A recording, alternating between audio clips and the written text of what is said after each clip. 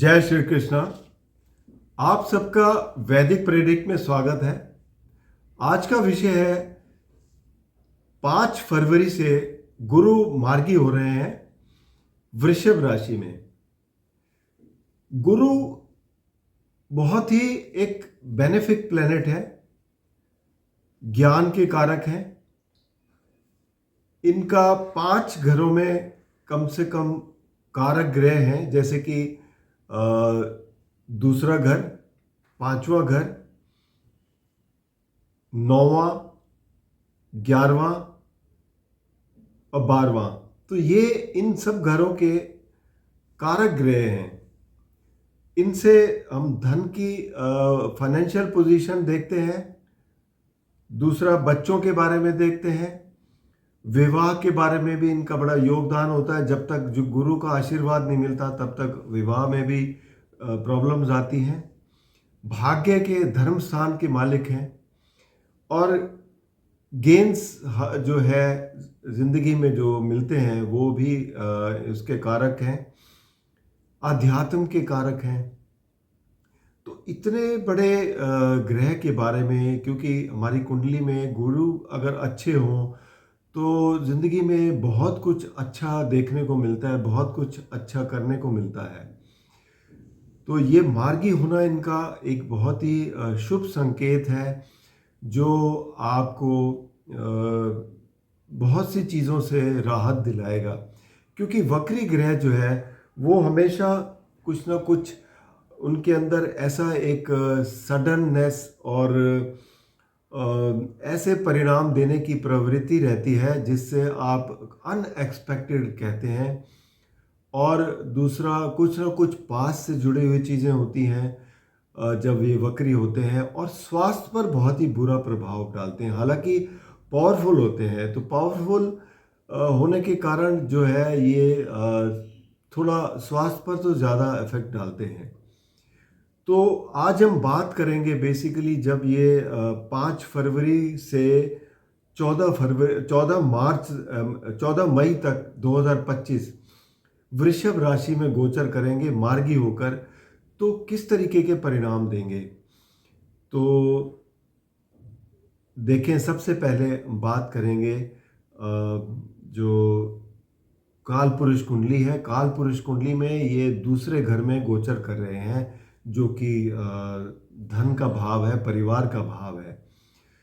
तो ये मेष राशि वालों के लिए हो गया। मेष राशि वालों के लिए दूसरे घर में होना, गुरु का मार्गी होना, ये आपके लिए जो धन से जुड़े हुए मामले हैं उसमें एक रेगुलरिटी लाएगा। उसमें कोई जो पहले एक असमंजस सा बना हुआ था वो दूर होगा।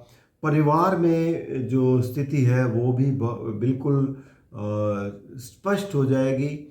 और वाणी में तो आप वैसे भी काफ़ी उसका प्रयोग करेंगे अपने ज्ञान का, जिससे लोग काफ़ी आपसे प्रभावित होंगे।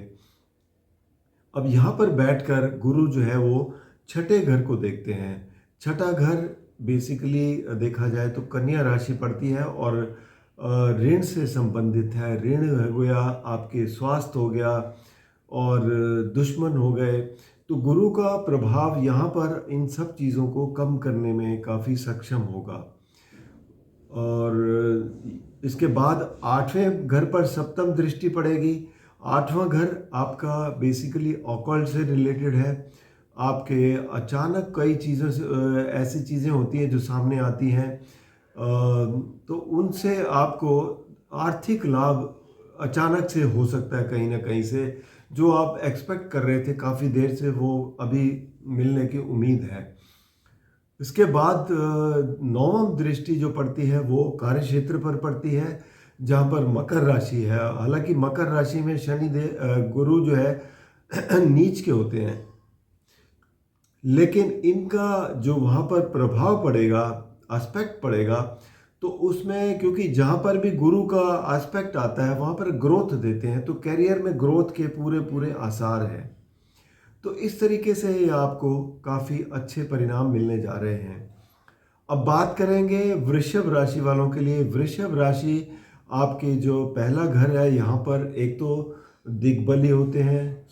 दूसरा, यहाँ पर बैठकर, क्योंकि ये 8वें और 11वें घर के स्वामी हैं, तो यहाँ पर आपको स्वास्थ्य में काफ़ी परेशानियाँ दी हैं इन्होंने। पीछे कुछ दिनों से अगर मुड़ के देखें तो कुछ ना कुछ परेशानियाँ आपकी लगी रही हैं, तो उससे आपको थोड़ा रिलीफ मिलने की उम्मीद है जब ये मार्गी होंगे। और इनकी जो दृष्टि पंचम दृष्टि आपके पंचम भाव पर जो पड़ेगी, जो कि आपके कन्या राशि है, यहाँ पर आप एजुकेशन में अच्छा कर पाएंगे। क्रिएटिव काम कोई करते हैं तो उसमें आपको बड़ी मदद मिलेगी। बच्चों से आपको सहायता मिलेगी। अगर आप कोई एक्सपेक्ट करते हैं कोई बच्चे वगैरह, तो ये भी आपके लिए बहुत अच्छा समय रहेगा। सप्तम दृष्टि जो है वो वृश्चिक राशि पर पड़ेगी। आपकी पार्टनरशिप काफ़ी आगे बढ़ेगी और पति पत्नी के रिश्ते भी काफ़ी अच्छे रहेंगे। और यहाँ से नवम दृष्टि जो है वो पड़ेगी आपके नवम भाव पर, जो कि नवम भाव भाग्य स्थान है और मकर राशि है। लेकिन मकर राशि क्योंकि नीच की राशि है, लेकिन उसके बावजूद भी यहाँ पर भाग्य में वृद्धि होगी। आप धर्म की ओर थोड़ा ज़्यादा ध्यान देंगे, धार्मिक यात्राएं करेंगे, ये सब परिणाम आपको देखने को मिलेंगे। मिथुन राशि वालों की बात करें, बैठेंगे 12वें घर में, तो 12वें घर में बैठकर ये पंचम दृष्टि चौथे घर में पड़ेगी। चौथा घर जो है वो आपका सुख स्थान है, माता का स्थान है, प्रॉपर्टी का है। इन सब में आपको लाभ मिलता हुआ दिखाई देगा। सप्तम दृष्टि जो है वो छठे घर पर पड़ेगी। आपको रोग से मुक्ति मिलेगी, आपके ऋण से मुक्ति मिलेगी और इन सब चीज़ों से दुश्मनों पर आपकी विजय होगी। और दूसरा, नवम दृष्टि जो है वो 8वें घर पर पड़ेगी, जो कि ऑकल्ट का है और कुछ गुप्त चीज़ों का है, सडननेस का है। वहाँ से आपको काफ़ी फ़ायदे मिल सकते हैं, अनअर्न्ड इनकम मिल सकती है। तो ये सब चीज़ें आपको होने को देखने को मिलेंगी। अब बात करेंगे कर्क राशि वालों के लिए, तो कर्क राशि वालों के लिए गुरु जो है 11वें घर में बैठेंगे, जो कि एकादश भाव है। एकादश भाव में बैठकर आपके लिए ये काफ़ी लाभ स्थिति में है, क्योंकि ये आपके लिए छठे और नवम भाव के स्वामी हैं। भाग्य स्थान के मालिक होकर अगर एकादश भाव में बैठते हैं तो आपका भाग्य में भी वृद्धि होती है और आपको लाभ भी बहुत ज़बरदस्त मिलता है। इसके अलावा इनकी जो पंचम दृष्टि है वो तीसरे घर में पड़ेगी, जो पराक्रम स्थान है। पराक्रम स्थान आप अपने ज्ञान से आगे बढ़ते हुए दिखाई देंगे। छोटे भाई बहनों के साथ आपके संबंध सुधरेंगे, वहाँ पर भी आपको काफ़ी अच्छे परिणाम देखने को मिलेंगे। सप्तम दृष्टि पंचम भाव पर पड़ेगी। पंचम भाव बच्चों का है, क्रिएटिविटी का है, विवेक का है। यहाँ पर भी आपकी पॉजिटिविटी बहुत ज़बरदस्त रहेगी और उससे आपको लाभ मिलेगा। और नवम दृष्टि पड़ेगी आपके सप्तम भाव पर, जो कि पार्टनरशिप का है, पति पत्नी के रिश्तों का है। तो यहाँ पर भी आपको ग्रोथ देखने को मिलेगी। अब बात करेंगे सिंह राशि की, तो सिंह राशि के लिए गुरु जो है दशम भाव पर बैठेंगे। दशम भाव पर जहाँ पर ये बैठेंगे वहाँ पर ग्रोथ देंगे, कैरियर में ग्रोथ देंगे। प्रमोशन अगर रुकी हुई थी तो प्रमोशन के चांसेस बनते हैं। इनकी पंचम दृष्टि धन भाव पर पड़ेगी, तो धन में वृद्धि होगी, परिवार में वृद्धि होगी। और सप्तम दृष्टि चौथे घर पर पड़ेगी, तो सुख स्थान में, सुख में वृद्धि होगी, माता की सेहत सुधरेगी और प्रॉपर्टी में लाभ होगा। और नवम दृष्टि छठे घर पर पड़ेगी, जो छठा घर रोग रिपु ऋण का है। यहाँ पर भी आपको इन सब चीज़ों से अगर कोई परेशानी चल रही थी तो उससे आपको निजात मिलेगी। अब बात करेंगे कन्या राशि की, तो कन्या राशि के लिए गुरु जो है भाग्य स्थान में बैठे हैं और भाग्य स्थान में बैठकर ये जो है आपकी राशि पर भी दृष्टि पड़ रही है, पंचम भाव पर भी दृष्टि पड़ रही है। एक तो यहाँ पर बैठकर भाग्य में वृद्धि हो रही है। दूसरा, शुक्र के साथ इनका एक्सचेंज जो है, शुक्र क्योंकि यहाँ पर काफ़ी समय तक रहेंगे, जब तक ये मई तक है यहाँ पर, तो मई तक शुक्र के साथ इनका राशि परिवर्तन रहेगा, सभी राशियों के लिए वैसे तो है। तो अब यहाँ पर धर्म स्थान और हाउस ऑफ गेन्स यानी कि लाभ स्थान, इसमें एक्सचेंज है तो धर्म में भी वृद्धि होगी, भाग्य में वृद्धि होगी और लाभ में भी वृद्धि होगी। तो ये बहुत आपके लिए ज़बरदस्त काफ़ी फ़ायदे वाली चीज़ है कन्या राशि वालों के लिए। और सेहत में आपकी काफ़ी सुधार होगा। सप्तम दृष्टि आपकी पड़ेगी तीसरे घर पर। तीसरा घर जो है आपके छोटे भाई बहनों का है, पड़ोसियों का है, वहाँ से आपको मदद मिलेगी। पराक्रम में आप अपने ज्ञान से आगे बढ़ते हुए दिखाई देंगे। और नवम दृष्टि पंचम भाव पर पड़ेगी, जो बच्चों का भाव है, एजुकेशन का है, आपके विवेक का है, इन सब जगह आपको आगे बढ़ने के मौके मिलेंगे। तुला राशि की बात करें तो तुला राशि के लिए गुरु जो है 8वें घर में बैठे हैं। 8वें घर में बैठकर बेसिकली अगर आप देखें तो यहाँ पर अनअर्न्ड इनकम दिखाते हैं। अनअर्न्ड इनकम कौन सी होती है? जो आपके एंसेस्ट्रल प्रॉपर्टी अगर कोई एक्सपेक्ट कर रहे थे तो वो मिल सकती है। कोई लंबी कोई इन्वेस्टमेंट की हुई थी और आज वो अचानक से उसमें फ़ायदा हो गया और वो आपको मिल जाए।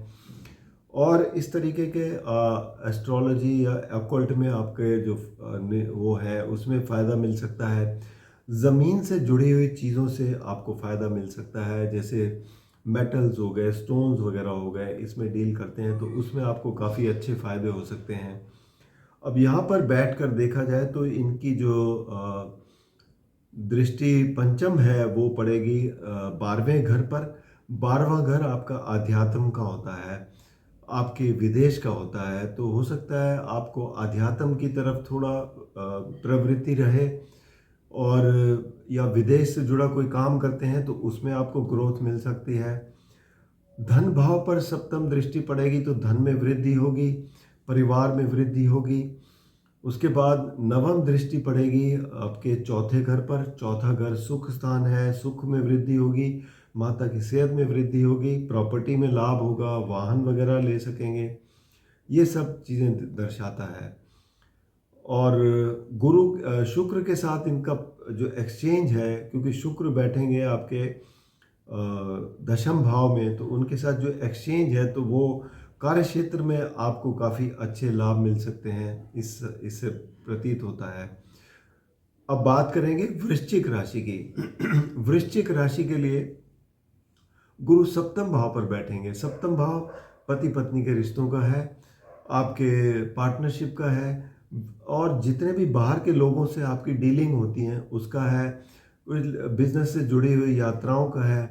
तो ये सब आपको यहाँ से लाभ मिलने वाला है, बहुत अच्छे चलेंगे आपके।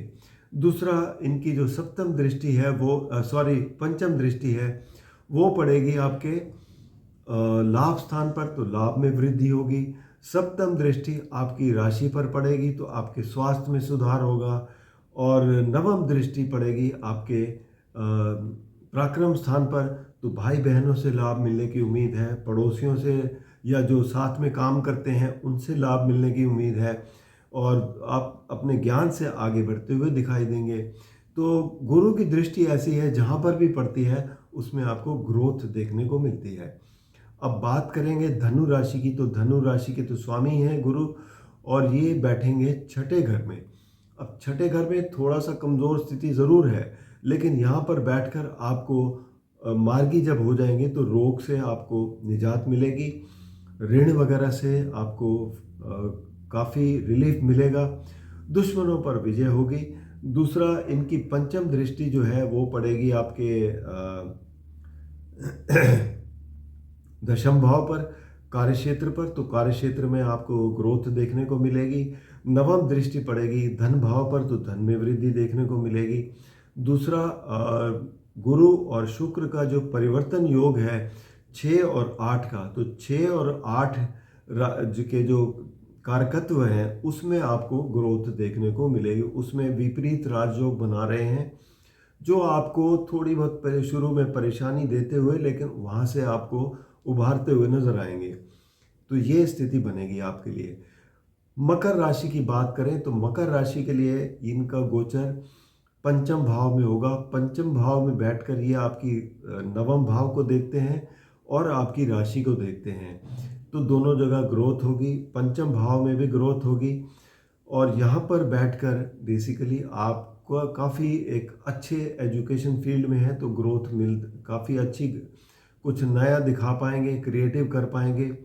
बच्चों से आपको बहुत अच्छी वो मिलेगी, यहाँ पर न्यूज़ मिलेगी। और अगर आप कोई एक्सपेक्ट कर रहे हैं कोई बच्चे भी, तो ये काफ़ी अच्छे समय है। और बाकी धर्म स्थान या आपका जो भाग्य स्थान है उसमें आपको भाग्य साथ देगा। धार्मिक चीज़ों में आपकी रुचि रहेगी, धार्मिक यात्राएं कर सकते हैं। सप्तम दृष्टि पड़ेगी आपके 11वें घर पर, लाभ स्थान पर, तो लाभ होता हुआ दिखाई देगा। और आपकी राशि पर जो दृष्टि पड़ेगी तो आपके स्वास्थ्य में भी काफ़ी अच्छा सुधार होगा। अब बात करेंगे कुंभ राशि की, तो कुंभ राशि के लिए इनका गोचर चौथे घर में होने जा रहा है, सुख स्थान पर। तो यहाँ पर सुख में वृद्धि होती दिखाई दे रही है। माता की सेहत काफ़ी अच्छी इम्प्रूव होगी, प्रॉपर्टी में लाभ होता हुआ दिखाई दे रहा है। और इनकी जो पंचम दृष्टि है वो पड़ेगी 8वें घर पर। 8वां घर अनअर्न इनकम होती है, पेंशन फंड से, म्यूचुअल फंड से इनकम होती है, एंसेस्ट्रल प्रॉपर्टी से इनकम होती है, तो ये लाभ दिखा रहा है। एस्ट्रोलॉजी में है इंटरेस्ट है, ऑकल्ट में है, तो वहाँ पर आप की रुचि काफ़ी आगे बढ़ती हुई दिखाई देगी। सप्तम दृष्टि इनकी पड़ रही है कार्य क्षेत्र पर, तो कार्य क्षेत्र में आपको वृद्धि देखने को मिलेगी। और नवम दृष्टि पड़ रही है आपके 12वें घर पर, जो आपको विदेश से जुड़ा कोई काम कर रहे हैं तो उसमें ग्रोथ मिलेगी। आध्यात्म की तरफ इंटरेस्ट है तो उसमें आप आगे बढ़ते हुए नजर आएंगे। और दूसरा इनका जो एक्सचेंज है शुक्र के साथ 4 और 6 के बीच में, तो उसमें आपको लाभ मिलता हुआ नजर आएगा। कोई ऋण वगैरह है तो उसमें छुटकारा मिलेगा, कोई रोग से पीड़ित थे तो उसमें भी आपको काफ़ी अच्छे लाभ मिलते हुए नजर आएंगे। बात करेंगे मीन राशि की, तो मीन राशि के स्वामी हैं गुरु और तीसरे घर में बैठेंगे पराक्रम स्थान में। तो पराक्रम स्थान में आप थोड़ा अधिक मेहनत करने की ज़रूरत पड़ेगी, अपने ज्ञान को लेकर आगे बढ़ते हुए दिखाई देंगे। आपको भाई बहनों का साथ मिलेगा, जो साथ में काम करते हैं उनका साथ मिलेगा, जो आपको काफ़ी अच्छे परिणाम देते हुए नजर आएंगे। इनकी पंचम दृष्टि पड़ेगी आपके सप्तम भाव पर, जो यहाँ पर पार्टनरशिप में ग्रोथ होगी, पति पत्नी के रिश्ते काफ़ी अच्छे रहेंगे, यात्राएं बिजनेस से संबंधित उसमें सफलता प्राप्त होगी। और नवम दृष्टि पड़ रही है आपके लाभ स्थान पर, तो लाभ में वृद्धि होती दिखाई दे रही है। सप्तम दृष्टि जो है वो पड़ रही है आपके नवम भाव पर, तो भाग्य में वृद्धि होती दिखाई दे रही है। तो और लेकिन शुक्र के साथ इनका एक्सचेंज भी है, शुक्र पंचम भाव में बैठे हैं, तो आपकी क्रिएटिविटी भी काफ़ी अच्छे चरण पे होगी, जो आप काफ़ी कुछ अच्छा कर पाएंगे, हिम्मत दिखाएंगे आगे बढ़ने की। तो ओवरऑल स्थिति आपके लिए बहुत अच्छी है। गुरु का गोचर वैसे भी देखा जाए तो ये खासकर जबकि शुक्र के साथ राशि परिवर्तन जो दिखाई दे रहा है उसमें काफ़ी लाभप्रद सिद्ध होने वाला है। तो इसमें सभी राशियों के लिए काफ़ी अच्छा है, कहीं पर थोड़ा ज़्यादा लाभ है, कहीं थोड़ा कम है, तो इसका पूरा लाभ उठाएं। बाकी व्यक्तिगत रूप में कोई भी समस्या है तो आप नीचे दिए नंबर पर संपर्क कर सकते हैं, या फिर vedicpredict@gmail.com पर अपने जन्म की विवरण देकर अपनी कुंडली का विश्लेषण करवा सकते हैं।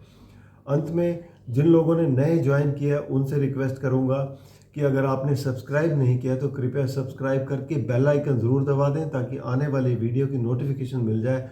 और अगर आपको वीडियो पसंद आए तो आप इसे लाइक करें, शेयर करें, ताकि दूसरे भी इसका लाभ उठा सकें।